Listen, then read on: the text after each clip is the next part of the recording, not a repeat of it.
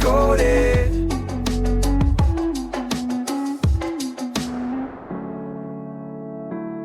Welcome back to Book Decoded, everybody. Today we're going to be looking at a book called How to Sleep Like a Caveman by Dr. Merijn van der Laar. Oh, interesting. Yeah, you've heard of this one? I have, yeah. And in fact, I've read it. Oh, wow. Yeah. So you're going to be our expert on this one then, huh? I'll do my best. Great. So the book dives into this idea that, maybe we've gotten sleep all wrong. Yeah.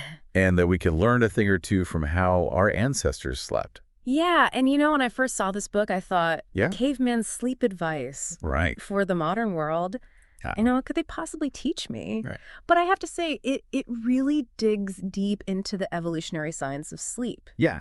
And it challenges a lot of the assumptions we have about sleep today. Yeah, like this whole thing with 8 hours. Yeah. Right? Like 8 hours is the golden rule. Right. And you have to get 8 hours of sleep. Yes. Turns out that might be more of a modern thing Right. than, really based in any biological necessity. Yeah. Yeah, that 8-hour sleep recommendation is a relatively new concept. And there's a lot of evidence to suggest that our ancestors probably slept 6 to 7 hours a night. Oh, wow. Okay, so even less? But the key difference is that their sleep was probably uninterrupted. They would wake up naturally with the sun, no alarm clocks, no, Right. erratic schedules. Yeah, just like totally in tune with the natural rhythms. Exactly. Yeah. And that probably made a huge difference in terms of their sleep quality. Okay, so less sleep, but better quality sleep, it sounds like. That's the idea. Interesting. So what kind of evidence is there that our ancestors actually slept this way? Well, the book connects this to modern-day hunter-gatherer societies. Okay. Like the Hadza tribe in Tanzania. Right. They've been studied extensively, and they average roughly the same sleep duration as us. Okay. 6 to 7 hours, even though their sleep efficiency is less than 70%. Wait, what does that mean? Sleep efficiency of less than 70%? That means that they're spending a significant portion of their nights awake. Oh, so they're like waking up during the night. They might wake up to go to the bathroom or tend to a fire or just chat with others. Wow. Okay, so they're getting less sleep. They're Mhm. waking up during the night, tossing and turning, dressed about it. And they don't report sleep problems. That's so interesting. Okay, Wow. so what's their secret? Well, their secret is that they simply accept nocturnal waking as a natural part of their sleep cycle. Okay. It's not something they fight or worry about. Okay, They perhaps. just embrace it. So we should just be okay with being awake sometimes during the night, Exactly. even if we're trying to sleep. It sounds counterintuitive. Yeah. But the book argues that this acceptance can actually reduce anxiety and lead to more peaceful nights. Wow, my mind is a little blown right now. I know, it's a really different way of thinking about sleep. Yeah. The book calls this concept restful wake. Restful wake. Yeah. Kind of like that. It's about being comfortable with those periods of wakefulness Okay. and realizing that they're a natural part of the sleep cycle. All right, so we need to reframe how we think about those middle of the night wakings. Exactly. And not freak out about it so much. Right. Okay, so how does that actually work? Mhm. Like, how does embracing being awake actually help you sleep better? Well, the book also delves into the biology of this and explains that a shorter time in bed can actually increase what's called sleep pressure. Oh, sleep pressure. I've heard of that. Okay. So break that down for us. So as we go about our day, Okay. a chemical called adenosine builds up in our brains. Good. And the longer we're awake, the more adenosine accumulates and the sleepier we feel. Okay. That's sleep pressure. Got it. So by strategically reducing the time we spend in bed, Okay. we can increase that buildup of adenosine. So you're going to bed later and waking up earlier. Exactly. Okay. And that leads to a more consolidated and deeper sleep when we finally do hit the pillow. Interesting. So it's like resetting our sleep drive. Again, this is something that anyone can do. The book argues that anyone can benefit from this approach. Wow. All right, I'm going to have to experiment with that. Yeah. But before we get into kind of the practical takeaways and things like that, Yeah. I want to talk a little bit more about another aspect that I found really interesting in the book, which is the role of the environment in sleep. Right. The book really highlights the difference between our ancestors' sleep, which was so deeply in tune with natural light and temperature changes, Right. and our modern world, which is just like artificially lit 24/7. It's a huge difference. And it's Yeah. something we often overlook when we're thinking about sleep. For sure. So how did our ancestors' environment impact their sleep? Well, the book uses the Hadza tribe, again, as an example. They wake up before sunrise and they go to bed a few hours after sunset. Okay. Their sleep patterns are completely aligned with the rhythm of the sun. Interesting. And did they take naps or anything like that? They did. They would often take naps during the hottest part of the day. Oh, okay. So like a little siesta. Exactly. Okay. That makes sense. So their sleep was very much dictated by the natural environment. Right. And so what you're saying is that we've kind of lost touch with that. We have. Yeah. We're constantly exposed to artificial light, Right. which disrupts our natural sleep-wake cycles. Yeah. I mean, I know I'm guilty of, scrolling through my phone in bed right before I try to go to sleep. Right. With that blue light, shining in my face. Exactly. And that blue light suppresses melatonin production. Right. Which is the hormone that helps us sleep. Okay. So we've got a lot to learn from the caveman, it sounds like. I think we do. It's amazing to think about all the little details of how they lived and how that impacted their sleep. Yeah, I know. And it makes you wonder, what else did they do we could learn from? Right. Like, did they have any, little caveman sleep rituals? Right. Like, did they use, sleep masks or, weighted blankets? I don't know about that. Yeah. But they did have some interesting adaptations. Oh, like what? Well, for example, the book talks about how they probably slept longer during the winter months. Oh, that makes sense. Less daylight, less activity, more time to snooze. Exactly. It was a time for rest and rejuvenation. So they basically hibernated like bears. Well, not exactly hibernation, but they certainly took advantage of the longer nights. Right. And, they didn't have all the distractions of modern life. True. No late-night Netflix binges for them. Exactly. So did they take naps during the day? Absolutely. Napping was probably a regular part of their daily routine, especially during the summer months. Okay. When the days were longer and hotter. Yeah, that makes sense. A little siesta in the shade. Exactly. That sounds pretty nice, actually. It does, doesn't it? Yeah. And there's actually a growing body of research that supports the benefits of napping. Really? For both physical and mental alertness. Huh. Maybe we modern humans should bring back napping. So we've talked about napping. We talked about, sleeping longer in the winter. Mm-hmm. Did they have any other interesting kind of daily routines or habits that impacted their sleep?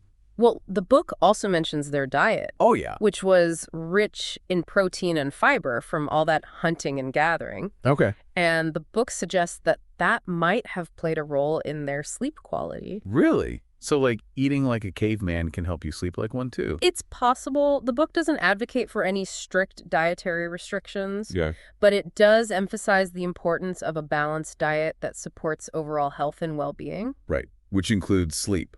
Of course. So dish the processed food. Yeah. Eat your fruits and veggies. Exactly. Got it. So we talked about co-sleeping earlier. Yes. Did they have any other interesting social practices related to sleep? Well, the book explores this idea of sleep reactivity. Sleep reactivity. What's that? It's basically how sensitive we are to disruptions in our sleep. Okay. Some people are light sleepers, others are heavy sleepers. And the book suggests that those with higher sleep reactivity, the light sleepers, might have actually had an evolutionary advantage. Really? Why would being a light sleeper be a good thing? Well, imagine you're living in a cave. Yeah. Surrounded by potential dangers. Right. Wild animals and stuff. Exactly. Being the first to wake up at the slightest sound could mean the difference between life and death. Wow.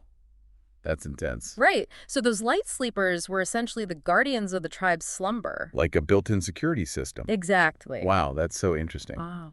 But I can also see how that would be a real struggle for light sleepers in the modern world. Absolutely. We're surrounded by noise and distractions. All the time. And our brains are still kind of wired for that ancient environment. So we're hyper aware of every little sound. Even when there's no real danger. That makes a lot of sense. Yeah. So the book talks about all these amazing benefits of caveman sleep. Yeah. But it also acknowledges that, we live in a different world now. Of course. And that we face different challenges. Right. Like we have actual sleep disorders and things like that. Absolutely. The book delves into conditions like insomnia, sleep apnea, restless leg syndrome. Wow. It offers explanations for why they occur and some practical advice for managing them. So it's not just romanticizing caveman sleep. No, it's a balanced perspective. Okay, good. So overall, what are some of the key takeaways from the book that really resonated with you? Well, for me, it's this idea of shifting our mindset about sleep. Okay. We need to be kinder to ourselves. Okay. Embrace those natural periods of wakefulness. Right. Restful, wake. Exactly. And stop striving for this elusive ideal of 8 uninterrupted hours. Yeah. I think that's a really important point. It's about finding what works for you, for your body, for your lifestyle. Right. It's not one size fits all. Exactly. Everyone's different. Everyone is different. And we need to respect that. And I think another key takeaway is this idea that sleep is a fundamental human need. Yeah. It's not a luxury. Right. It's not a sign of weakness. It's essential. Our ancestors understood this. And I think we're starting to rediscover that wisdom. I hope so. Me too. It's funny how we're talking about all these like ancient sleep habits. Yeah. And they're kind of like making a comeback. Right. In a way. It's true. Like napping. People are napping more now. Yeah, napping is becoming much more accepted as a way to boost productivity. Yeah. Improve alertness. Totally. And co-sleeping. Oh, yeah. That's like a big thing now, too. Especially among parents. Yeah. With young children. Yeah, bringing back the family bed. Right. It's kind of cool. It is. It's like we're going back to the way things were. Yeah, I think there's definitely a movement towards that. Yeah. Rediscovering the benefits of some of these older practices. Right. Like our ancestors knew what they were doing. They did. In a lot of ways. They were much more in tune with their natural rhythms. Yeah. And I think we're starting to realize that we can learn a lot from them. Absolutely. So it's not all easy, though, right? Right. Like we do live in a modern world. We do. And there are challenges. There are definitely challenges. Especially when it comes to technology. Yes, technology is a huge one. It's like everywhere. It's everywhere, and it's designed to keep us engaged. Right. Keep us stimulated. And the book talks about this in detail. Yeah. Particularly the impact of artificial light on our sleep. Yeah, especially blue light. Blue light is a big culprit. Yeah. It suppresses melatonin production. Which we need to sleep. Which is essential for sleep. Right. It's like our brains are constantly thinking it's daytime. Exactly. Even when it's the middle of the night. So what can we do about it? Well, the book suggests creating a digital sunset. A digital sunset. Yeah. I like that. Basically putting away all screens at least an hour before bed. Oh, so like no phones, no TV, no computers. Exactly. Ow. Give your brain a chance to wind down. Okay. So basically we need to treat our bedrooms like caves. That's a great way to put it. Dark, quiet, tech-free. Got it.